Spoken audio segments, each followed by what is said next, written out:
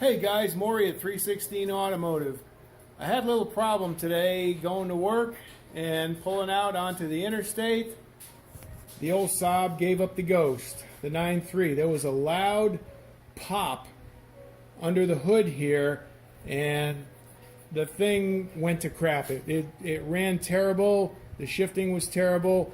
It wouldn't idle. It would barely stay running. I stalled it many times getting back home, and so I got home. I took another car, went to work, come back home tonight, and I pulled the codes on it with my blue driver, and the blue driver says P1300 and P0301.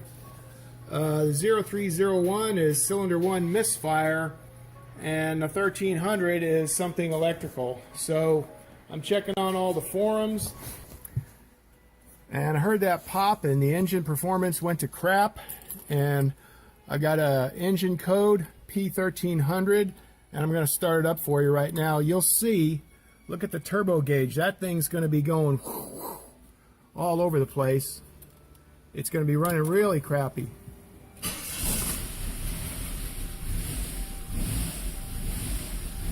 See that? There's the engine and the turbo. Going to be running like shit.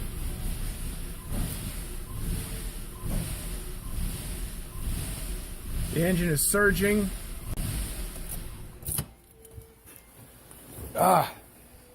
And nasty smell. It's not running right at all. So let me get over here. First I had the P1300 and the I don't have my notebook, P0316, something like that. It said cylinder number 1 misfire. What in the heck? So I went and got another one of these from a junk Saab and threw it on there, but that didn't do it. It still was running really crappy. And so I'm searching the net for those codes, and I put my blue driver on it, and of course the blue driver, the P1300 is a general purpose code that is not very descriptive if you don't have a Tech 2. Of course I don't have a Tech 2. All I got's the blue driver, so you got to search on the internet, and even that's problematic because it could be a whole lot of things. And the misfire though seemed to go away when I put the different coil pack on it. So maybe my original coil pack did go bad. I'll swap it back later once the engine is running good, and I'll see. One of the searches that I did for the P1300 code, one of the guys says, hey, this has come off. The intake hose has come off, the clamp is let loose, and it popped off. And that was the big pop. Well, this one was all nice and tight. All the hoses are nice and tight. I'm looking around where I can possibly see. Everything seems nice and tight. So, crap, what's going on? Then I'm looking down here. You see that hose clamp right down there? I should only be able to see that edge on. I shouldn't be able to see the edge of the hose. And you can see, let me get,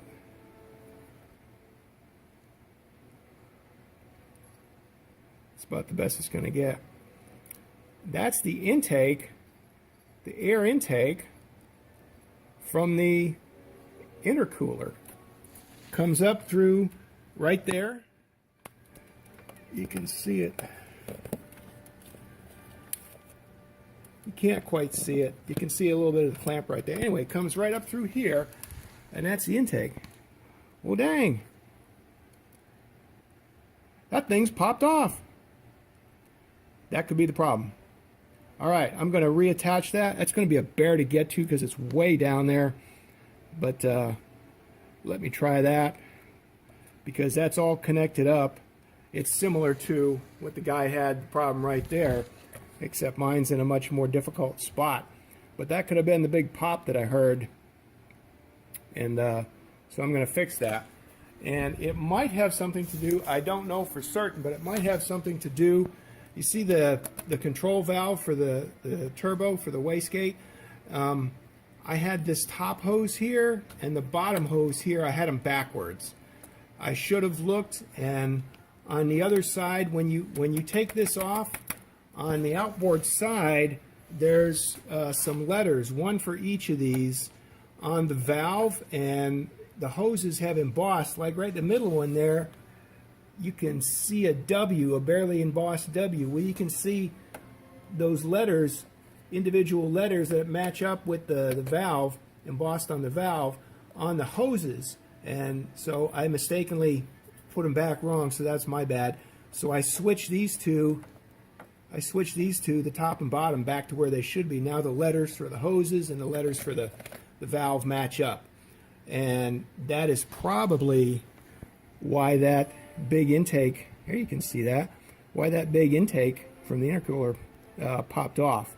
So I'm going to throw that back on there, and we're going to see how it goes. Okay, in order to get that hose, reconnect that hose right down there, you can see the hose clamp, the end of the hose, and the intercooler in the dark area right in front of it.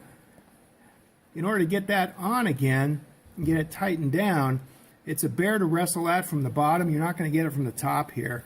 So I'm going to have to take the top end of the intercooler hose off right here. I've got to take that off, and then I can maneuver that thing around from underneath, and then we'll get her back. Okay, I managed to get the hose on down the bottom. You can't see it, and then the hose on right here, back up top. Definitely got to take it off up top here before you can maneuver it around to on the bottom. Now you gotta get a way to tighten up that hose clamp. See, there it is right there, but it's behind this support here, the radiator support, right there next to it. So here's your intercooler right here.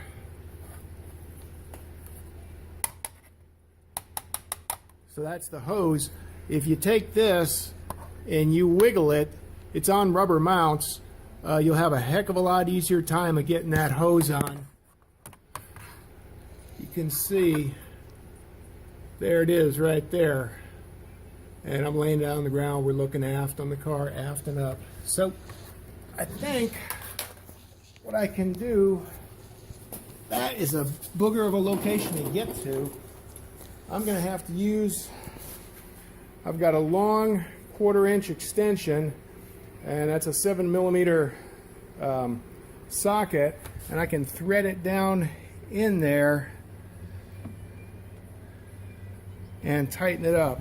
We'll see. Here's my setup. I made this this extension here out of 3 extensions. They came in a kit, long, medium, short, and I just welded them all together and made like a 1.5 foot extension. You need it right there. So I'm gonna have to turn that.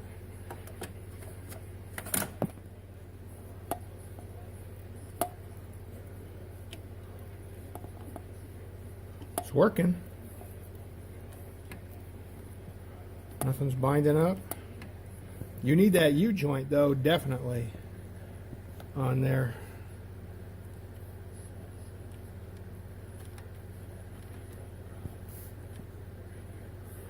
I know it's hard to see. It's hard for me to see. I'm going to stop filming for a second. Okay.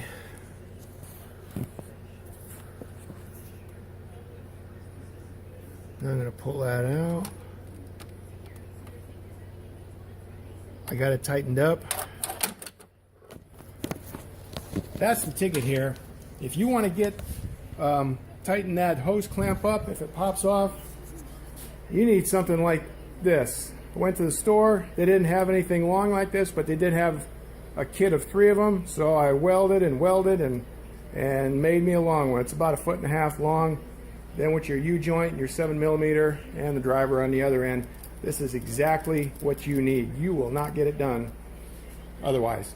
All right, I'm going to tighten up the other one here. Okay, I got that hose on. You can see right there. And so, and down there as well. That was a bear. But it's on there now. So, moment of truth.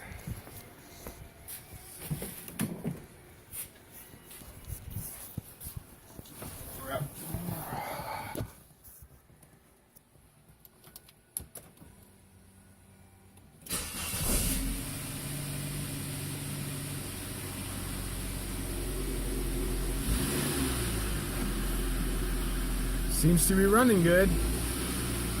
See that turbo needle right there? That thing was all over the place. Alright. Now I'm going to read codes with my blue driver.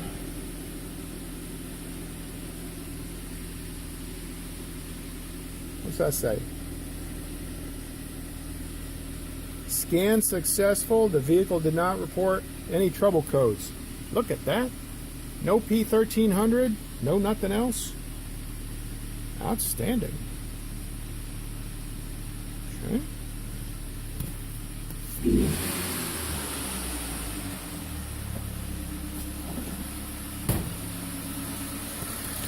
I was concerned that that hose that popped off might have put the engine into limp home mode, but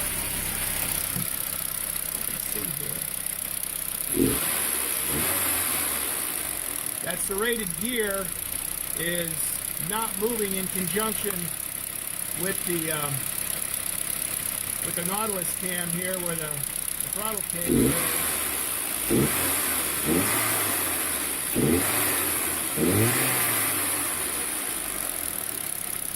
Which means it's not in the limp home mode, so that's good. All right.